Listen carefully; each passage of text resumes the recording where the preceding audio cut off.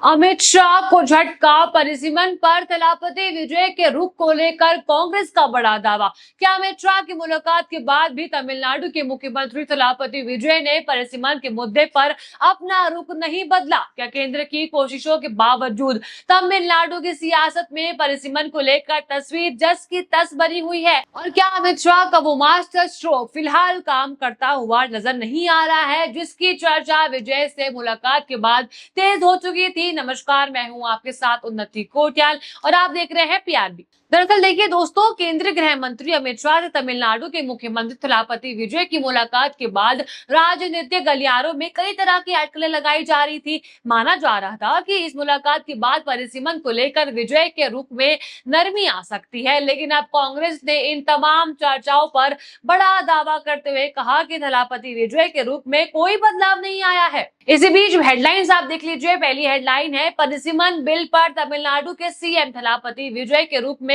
नहीं आया कोई बदलाव, कांग्रेस का बड़ा दावा। वहीं दूसरी हेडलाइन देख लीजिए, परिसीमन बिल पर थलापति विजय के रुख पर सियासत, कांग्रेस बोली कोई बदलाव नहीं। अब जरा आप ये रिपोर्ट देख लीजिए। केंद्रीय गृह मंत्री अमित शाह से तमिलनाडु के मुख्यमंत्री थलापति विजय की मुलाकात के बाद उनकी परिसीमन बिल पर रुख बदलने की चर्चा ने जोर पकड़ लिया है और इस बीच कांग्रेस ने स्पष्ट किया है कि विजय के रुख में कोई बदलाव नहीं आया है।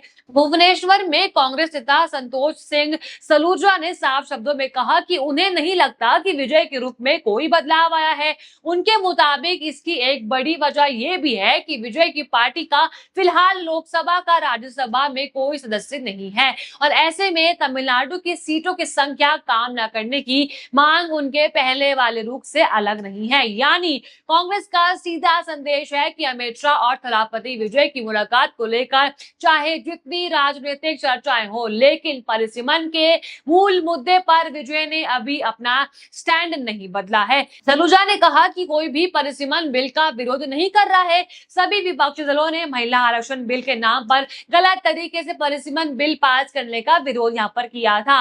महिला आरक्षण बिल सितंबर 2023 में ही यानी 2024 से पहले 33% आरक्षण देने के लिए पास हो चुका था। कांग्रेस और सभी विपक्षी दलों ने कहा था कि इसे 2024 में ही लागू किया जाना चाहिए, लेकिन सरकार ने इसे परिसीमन से जोड़ दिया, जिसके कारण इसका लागू होना टलता गया। अब सवाल यहाँ पर उठता है कि आखिर परिसीमन को लेकर इतना बड़ा राजनीतिक विवाद क्यों चल रहा है? देखिए दोस्तों, दरअसल परिसीमन का सीधा संबंध चुनावी क्षेत्रों की सीमाओं और लोकसभा में राज्यों के प्रतिनिधित्व से जुड़ा हुआ है। दक्षिण भारत में कई राज्यों की चिंता ये है कि जिन राज्यों ने लंबे समय तक जनसंख्या नियंत्रण पर बेहतर प्रदर्शन किया है, उन्हें भविष्य में इसका राजनीतिक नुकसान नहीं उठाना पड़ेगा। यानी तमिलनाडु इसी चिंता का सबसे मुखर तरीके से उठाने वाले राज्यों में शामिल रहा है। राज्य की राजनीति में ये सवाल लगातार उठ रहा है कि अगर भविष्य में लोकसभा सीटों का पुनर्विन्यास मुख्य रूप से जनसंख्या के आधार पर होता है, तो दक्षिणी राज्यों की राजनीतिक हिस्सेदारी पर इसका असर क्या पड़ सकता है। और इसी वजह से तमिलनाडु में परिसीमन का मुद्दा केवल चुनावी गणित नहीं, बल्कि राज्य के हितों और राजनीतिक प्रतिनिधित्व से जुड़ा सवाल बन चुका है। अब अमित शाह और थलापति विजय की मुलाकात के बाद यही सवाल फिर से सामने आया कि क्या केंद्र सरकार तमिलनाडु को भरोसा दिलाने में कामयाब हो गई है? जेडीयू की तरफ से इस मुलाकात को सकारात्मक बताया गया है। पटना से जेडीयू के राष्ट्रीय प्रवक्ता राजीव रंजन ने कहा कि तमिलनाडु के हितों में किसी भी तरह का समझौता करने का सवाल ही नहीं है। उन्होंने ये भी कहा कि केंद्रीय गृह मंत्री अमित शाह कई बार स्पष्ट कर चुके हैं कि दक्षिणी राज्यों को परिसीमन को लेकर चिंता करने की जरूरत नहीं है। उनके मुताबिक परिसीमन को लेकर जो भी फैसला होगा, उसमें सभी राज्यों के हितों का ध्यान जरूर रखा जाएगा। जेडीयू का दावा है कि तमिलनाडु की कई पार्टियां अब इस बात को समझती हुई नजर भी आ रही है। पार्टी ने ये तक कहा कि मुख्यमंत्री थलापति विजय का रुख भी कुछ हद तक नरम पड़ा है। यहीं पर कांग्रेस और जेडीयू के दावों में सीधा विरोधाभास दिखाई देता है। कांग्रेस कह रही है कि विजय के रुख में कोई बदलाव नहीं आया है, वहीं जेडीयू का दावा है कि विजय का रुख नरम पड़ा है और उन्हें केंद्र सरकार पर भरोसा है कि तमिलनाडु के हितों के साथ कोई समझौता नहीं किया जाएगा। तो आखिर सच्चाई है क्या?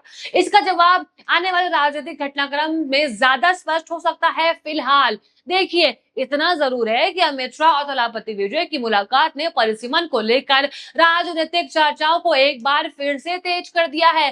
कांग्रेस के दावे को अगर सही माना जाए तो अमित शाह की मुलाकात के बावजूद विजय ने अपने मूल रूप से पीछे हटने से इनकार किया है, यानी तमिलनाडु की सीटों में किसी भी तरह की कमी को लेकर उनकी चिंता अभी बरकरार है।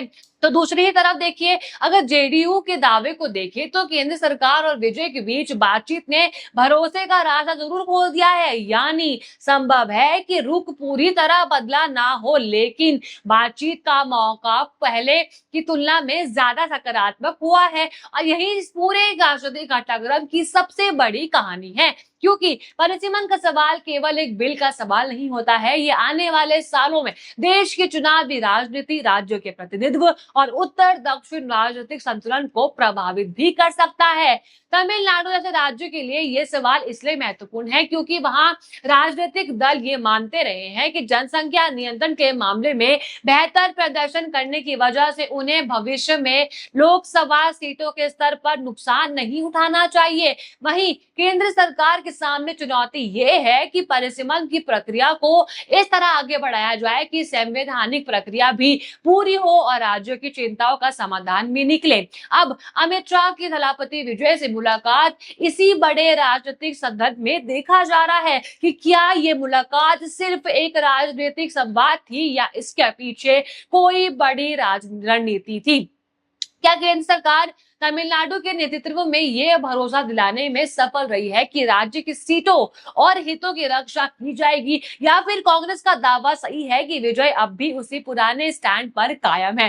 फिलहाल देखिए, कांग्रेस का दावा साफ है कि मुलाकात के बावजूद थलापति विजय के रुख में कोई बदलाव नहीं आया है, और अगर यह दावा सही साबित होता है तो निश्चित तौर पर यह केंद्र की रणनीति के लिए एक चुनौती मानी जाएगी, क्योंकि तमिलनाडु जैसे बड़े दक्षिणी राज्यों को परिसीमन पर साथ लाना आसान राजनीतिक काम नहीं होगा। फिलहाल देखिए, सवाल सिर्फ इतना नहीं है कि अमित शाह और थलापति विजय की मुलाकात कितनी सफल हो रही है, बड़ा सवाल यह है कि क्या केंद्र सरकार तमिलनाडु को परिसीमन पर पूरी तरह से अपने भरोसे में ले पाएगी। कांग्रेस के दावे के बाद इस सवाल ने एक बार फिर जोर पकड़ लिया है। आपको क्या लगता है, अपनी राय कमेंट में जरूर लिखिएगा, और आपको वीडियो अच्छी लगी हो तो लाइक करें, शेयर करें और बने रहिए पीआरबी के साथ। धन्यवाद।